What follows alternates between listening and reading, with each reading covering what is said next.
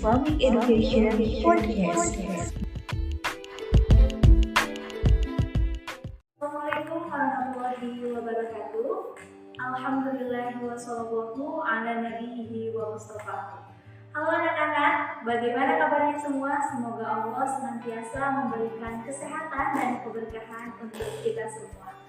Baik, selamat datang di Islamic Education Podcast bersama saya Negrina Rahmawati. Dan pada saat ini kita akan membahas mengenai sumber hukum Islam bersama narasumber yang luar biasa yakni Pak Samsudin.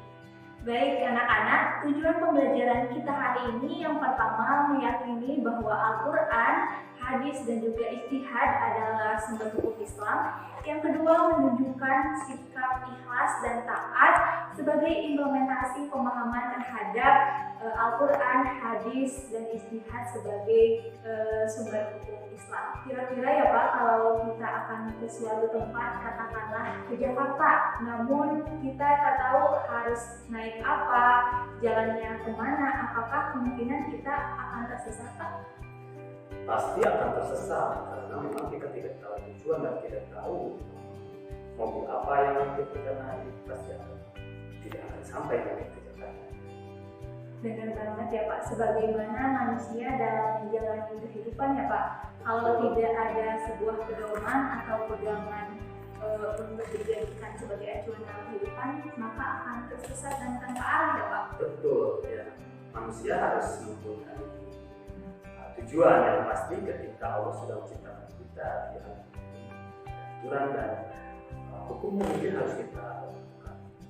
Oh iya baik Pak. Apa sih Pak kalau boleh tahu pedoman atau sumber hukum Islam bagi umat muslim ini Pak? Ya terima kasih Teh Rina, bahwa kalau yang saya ketahui itu yang pernah di literasi dari berbagai sumber bahwa sumber hukum Islam yang ada itu terdiri dari 3 ya. Yang pertama adalah Al-Quran, yang kedua adalah Al-Hadis, dan yang ketiga adalah itu adalah sumber hukum yang memang menjadikan pedoman bagi umat Islam di dalam menentukan. Oh iya baik Pak, jadi ada 3 ya Pak. Mungkin anak-anak juga ingin tahu apa sih pengertian atau definisi dari Al-Quran, kemudian hadis, kemudian ijtihad Pak. Ya. Dari 3 sumber itu, yang pertama adalah Al-Quran. Al-Quran itu adalah merupakan sumber Islam yang pertama. Secara bahasa Al-Quran itu ada bacaan kan, Quran ya Qur'anan, artinya adalah bacaan. Itu merupakan sumber hukum Islam. Kemudian sumber hukum Islam yang kedua adalah Al-Hadis.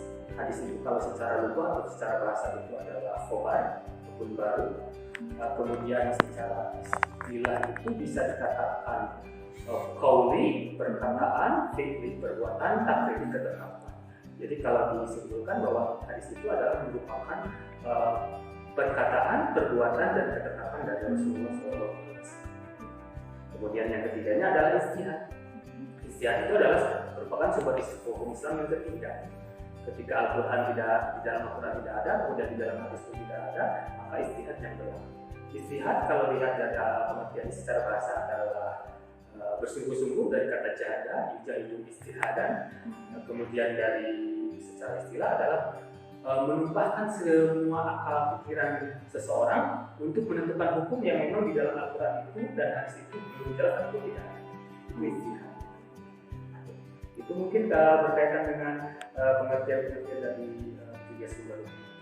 Jadi memang saling melengkapi antara ketiga itu ya Pak.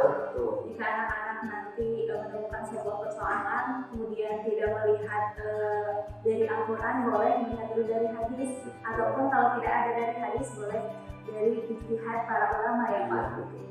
Nah Pak, mengapa sih kita sebagai umat muslim itu harus berpedoman kepada Al-Quran, hadis dan juga ijtihad? Apa sih manfaat kita beracuan kepada ketiga itu? Karena memang kita itu diciptakan Allah punya akal, punya pikiran, kemudian kita hidup di suatu tempat ataupun negara, tentunya ada aturan dan hukum yang memang harus kita lakukan.